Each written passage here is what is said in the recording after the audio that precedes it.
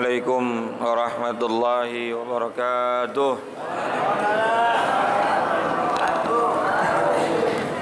Bismillah, alhamdulillah, salatu wassalamu ala rasulillah Sayyidina maulana Muhammad ibn Abdullah wa ala alihi wa sahbihi wa man tabi'ahum bi ihsanin ila yaumil qiyamah. Wa la hawla wa la quwwata illa billah, amma ba'du. Hadratil mukarram wal muhtaram, yang mulia para alimil ulama, para asatid, bil khusus guru-guru kita Kiai Haji Dr. Andes Muhammad Ja'far, Kiai Haji Ahmad Habibi Abdul Rashid Ramli, Kiai Haji Zulfa Mustafa Mukarrabin Yusuf, matta'anallahu fi tuli hayatihim, pengurus Masjid An-Nasuha Ustadz Kiai Dr. Andes Ahmad Syatibi, juga pengurus Majelis Ukhuwah Islamiyah Bapak Haji Basroin, Ustadz Haji Muhammad Tahir, dan seluruh para jamaah, bapak-bapak, ibu-ibu, dan saudara-saudaraku yang semoga semuanya dimuliakan Allah Subhanahu wa ta'ala. Puji syukur kita panjatkan kehadirat Allah. Pagi hari ini kita bisa berkumpul bersama dalam ta'lim rutin kita, yang jadwalnya malam hari ini adalah peringatan Isra wal Mi'raj jamaah Masjid An-Nasuha, yang akan memberikan tausiah guru kita Kiai Ahmad Habibi. Tapi sampai sekarang beliau masih dalam perjalanan, maka anak bawang kembali ngisi. Saya nggak bawa kitab Pak, memang sengaja saya nggak bawa kitab, memang temanya hari ini Isra wal Mi'raj. Makanya kita bahas lagi karena masih hangat nih Isra Mi'raj ya. 2 hari yang lalu atau baru kemarin kita Isra wal Mi'raj baginda Nabi Muhammad sallallahu alaihi wasallam. Ibu-ibu kedengeran nggak di dalam? Ayo. Isra wal Mi'raj baginda Rasul sallallahu alaihi wasallam itu terjadi pada tahun ke-11 kenabian. Saya diri aja ya. Ya. Bu, diri aja ya. Biar kagak ngantuk, saya ngantuk banget ini. Terjadinya adalah pada saat Nabi sallallahu alaihi wasallam mendapatkan banyaknya ujian dan cobaan yang dahsyat. Dari mulai Rasulullah diangkat menjadi Rasul sampai tahun 11 kerasulan, itu nggak berhenti-berhenti cobaan dan ujian yang menimpa Rasulullah SAW. Tidak diterima di tanah kelahirannya, banyak intimidasi, banyak fitnah, bahkan nggak sedikit ancaman pembunuhan. Betul nggak? Puncaknya pada tahun itu, tahun 11 kenabian. Jadi kalau ada yang nanya kapan Isra Mi'raj itu terjadi, Bu, kapan Bu, kapan? Ayo. Tahun 11 kenabian. Maksudnya tahun 11 kenabian bagaimana? 11 tahun setelah Nabi diangkat menjadi Rasul. Berarti usia Nabi, suara ustadznya kurang minum sember katanya. Suara ustadznya kurang minum sember. Ustadznya pemik. Berarti usia Nabi saat itu berapa tahun, Bu? 51. Dan Rasulullah diangkat menjadi Rasul di usia 40. Dulu belum ada tahun Hijriyah karena memang sebelum hijrah. Awas nih. Karena Isra Mi'raj itu memang dilakukannya sebelum 2 tahun sebelum Nabi hijrah ke Madinah. Nah, ini tahun luar biasa. Seluruh ahli sejarah mencatat tahun 11 kerasulan itu disebutkan dalam berbagai macam kitab tarikh dengan sebutan Amul Huzni. Apa, Bu? Amul Huzni. Ingetin nanti sebelum doa saya mau tanya lagi. Yang bisa jawab saya kasih hadiah berangkat haji jika mampu. Nah, kok sendiri itu. Amul huzni artinya tahun kesedihan buat baginda Nabi sallallahu alaihi wasallam. Kenapa disebut tahun kesedihan?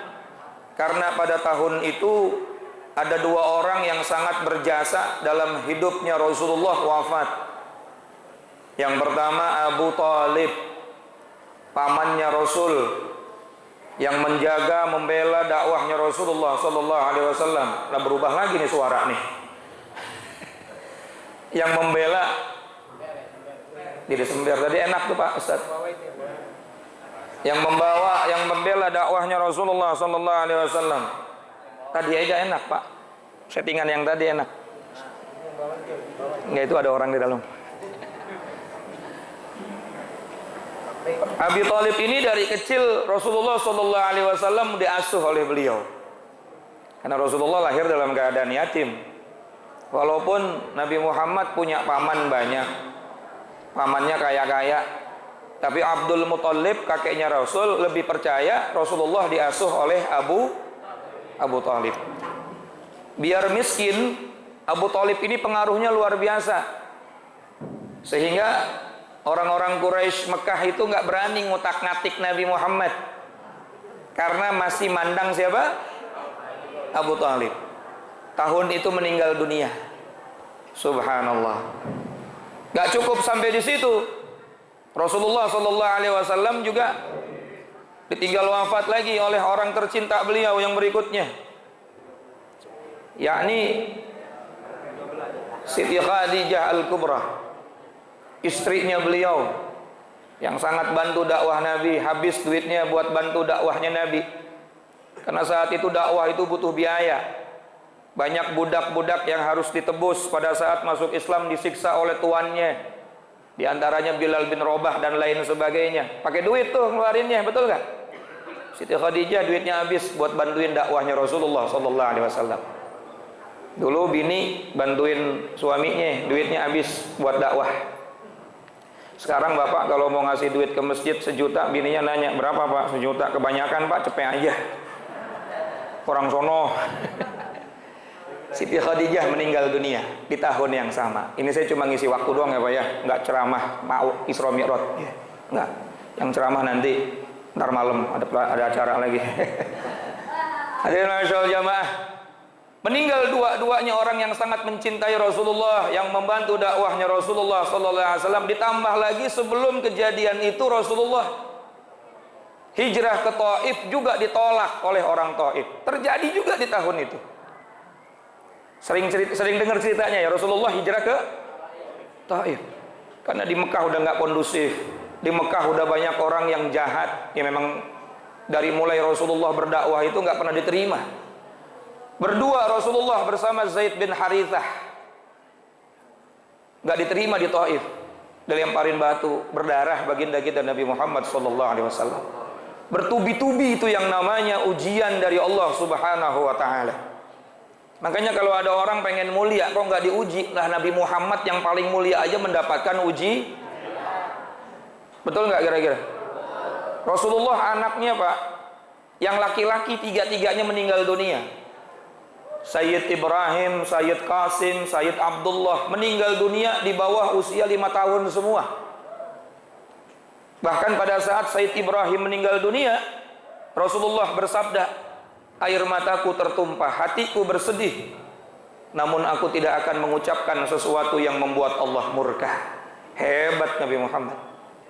Walaupun sedih, walaupun Rasulullah berduka, tetapi beliau menjaga hati dan mulutnya untuk tidak membuat Allah murka.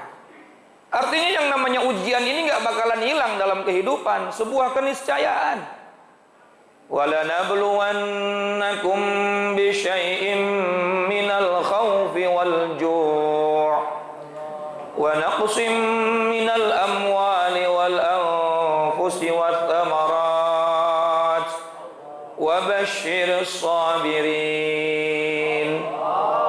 الَّذِينَ إِذَا أَصَابَتْهُم مُّصِيبَةٌ قَالُوا إِنَّا لِلَّهِ وَإِنَّا إِلَيْهِ راجعون أولئك عليهم صلوات من ربهم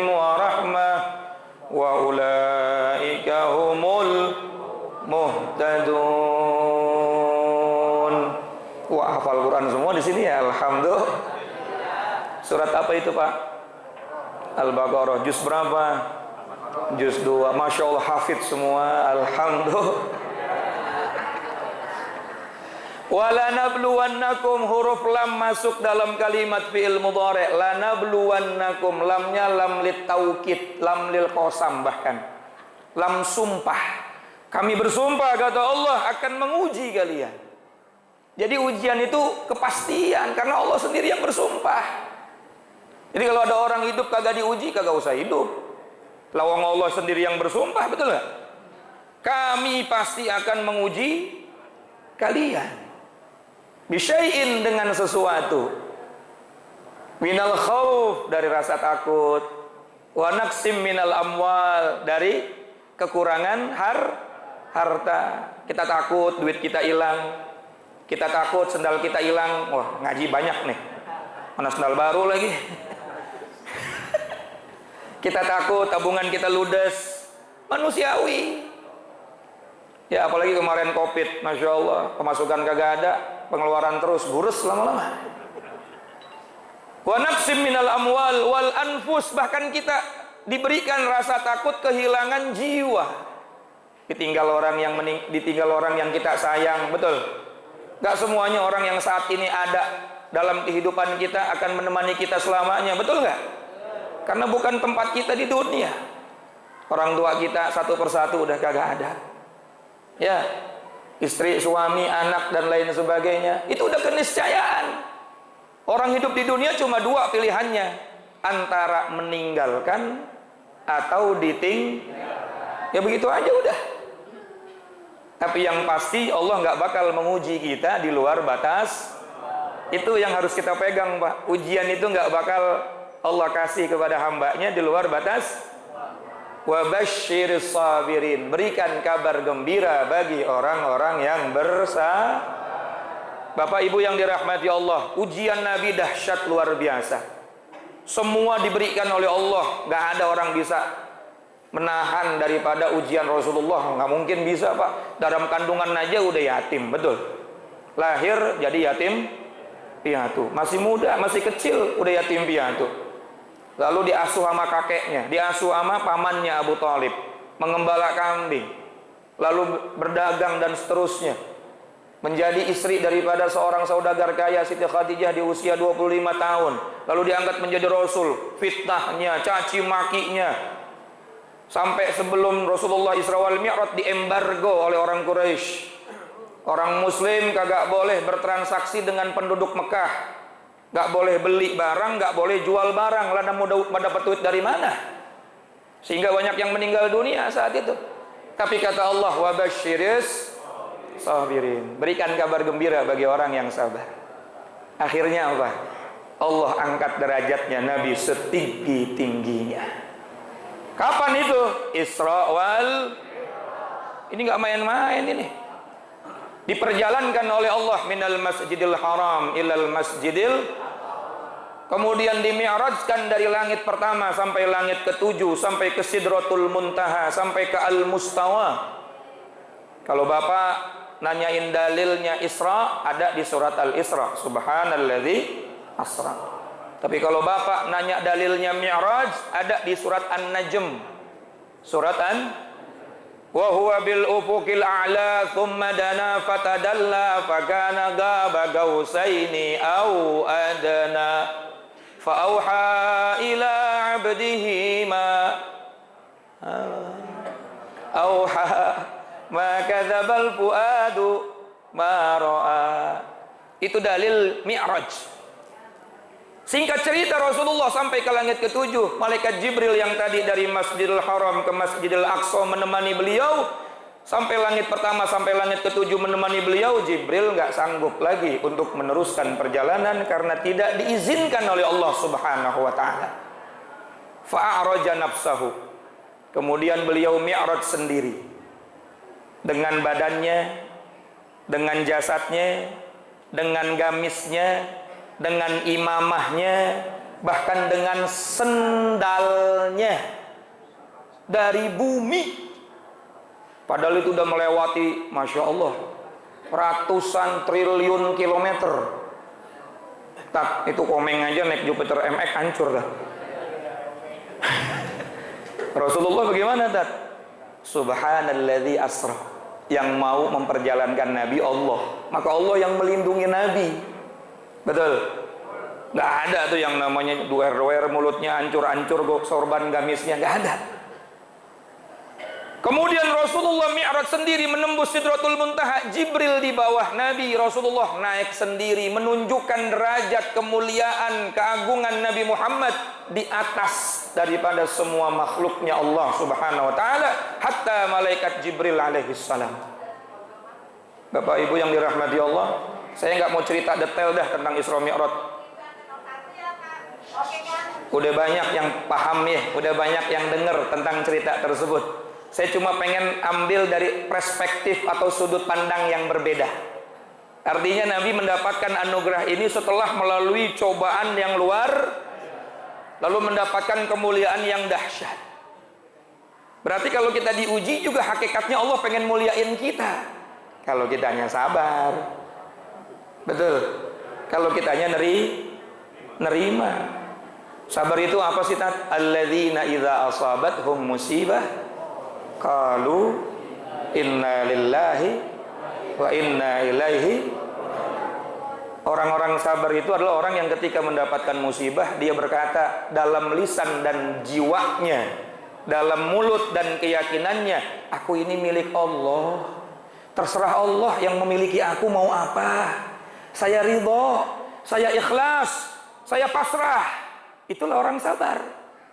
Seperti golek yang dimainin sama sang dalang, dia nggak mampu apa-apa, tapi dengan keyakinan kita, Allah sang pemilik kita tidak akan pernah menzolimi kita, tidak akan pernah menyia-nyiakan kita, tidak akan pernah meninggalkan kita dalam keterpurukan. Itu maknanya sabar. Sambil kita pasrah, sambil kita ridha, tapi sambil punya keyakinan Allah tidak akan menyia-nyiakan kita, menelantarkan kita. Semuanya pasti ada nilainya di hadapan Allah Subhanahu wa taala. Ma'asyiral jamaah yang dirahmati dan dimuliakan Allah. Bayangin, bahkan Jibril alaihi salam di bawah sendalnya betul nggak? Malaikat Jibril alaihi salam di bawah sendalnya Nabi. Alam semesta di bawah sendalnya Nabi. Berarti Nabi ini mulia luar biasa, tidak ada yang bisa melebihi kemuliaannya kecuali Allah, karena Allah adalah zat yang maha mulia. Tapi selain Allah, makhluk-makhluknya Allah, malaikat, jin dan manusia, tidak ada yang bisa melebihi kemuliaan baginda kita Nabi Muhammad. Bagaimana Rasulullah mendapatkan itu? Ujian dan cobaannya dahsyat. Anak SD mau naik kelas 2, dia pasti diuji, betul ya? Kelas 2 mau naik kelas 3, dia pasti diuji. Kelas 3 terus dan seterusnya, dia pasti diuji. Dan dengan kadar kemampuan orang tersebut, Allah akan mengujinya. Sehingga ketika Allah menguji seseorang, Allah tahu kadarnya begitu, Pak. Gak mungkin tuh kadar Nabi dikasih ke kita, gak mungkin, gak kuat. Betul. Kadarnya wali dikasih ke kita, gak mungkin lah, kita mati bang wali murid. Jadi gak usah takut menghadapi hidup. Andai ada ujian, Allah tahu kadarnya begitu. Wa ma khalaqnahu biqadar wa kullu syai'in khalaqnahu biqadar, kata Allah. Semua aku ciptakan ukurannya jelas. Ya, dokter aja tahu ukuran kita mau minum obat berapa mili, betul nggak? Diukur dulu darahnya, kolesterolnya. Betul. Lalu dikasih ini 2 kali sehari, ini 1 kali sehari, biar ukurannya pas. Itu makhluk. Bagaimana Allah yang mengetahui semua kehidupan kita. Jadi hadapi saja hidup, laksanakan saja perintahnya Allah Subhanahu wa taala. Ujian pasti ada, tapi yakin ujian gak bakal melebihi batas. Dan yang pasti setelah ujian pasti ada Coba Pak lihat, setelah Isra wal Mi'raj, Nabi hijrah. Betul. Setelah hijrah ke Madinah, keberhasilan demi keberhasilan Rasulullah dapatkan. Betul nggak? Perang Badar menang, perang Uhud draw, perang Khandaq menang, sampai akhirnya Fathu Makkah, penaklukan kota suci. Idza jaa nasrullahi wal fath wa ra'aitan nasa yadkhuluna fi dinillahi Kamu lihat manusia masuk ke dalam agamanya Allah afwaja, berbondong. Keberhasilan itu didapat setelah 11 tahun perjuangan yang dahsyat di kota Mekah. Paham ya kira-kira ya? Nah, jarang kan orang ngomongin Isra Mi'raj kebeginian. Kan ujung-ujungnya sholat. Nanti kalau urusan itu kiai yang nerangin ya. Ini perspektif yang berbeda dari Isra wal Mi'raj. Artinya Nabi mendapatkan kemuliaan Isra Mi'raj, latar belakangnya salah satunya ujiannya sangat sampai tahun itu disebutnya adalah Ammul Huzni, tahun ingat, inna ma'al usri yusra, dalam kesusahan ada yang hari ini mungkin lagi susah, lagi sulit, lagi galau, lagi bete, lagi banyak hal-hal yang nggak mungkin dinalar sama otak logika kita, nggak usah dipikirin, itu urusan Allah. Urusan kita apa? Sholat subuh jangan kesiangan. Betul Pak ya. Urusan kita zuhur jangan ditinggalin. Urusan kita bakti sama orang tua. Urusan kita hak manusia kita penuhin. Urusan-urusan kita yang berkaitan dengan kehidupan yang susah, biar Allah yang ngatur. Rizki yang seret, biar Allah yang ngatur. Ini kadang kita mikirinnya yang bukan urusan kita. Rizki kan urusan Allah. Kita pikirin berkali-kali sampai nggak bisa tidur, ya puyeng. Sementara yang jadi urusan kita dan kewajiban kita kayak sholat nggak kita perhatiin, lewat terus. Betul. Akhirnya begini aja hidup, puyeng mulu, mumet.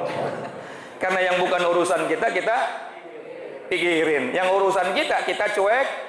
Wallahu a'lam bishawab. Wassalamualaikum warahmatullahi wabarakatuh. Waalaikumsalam.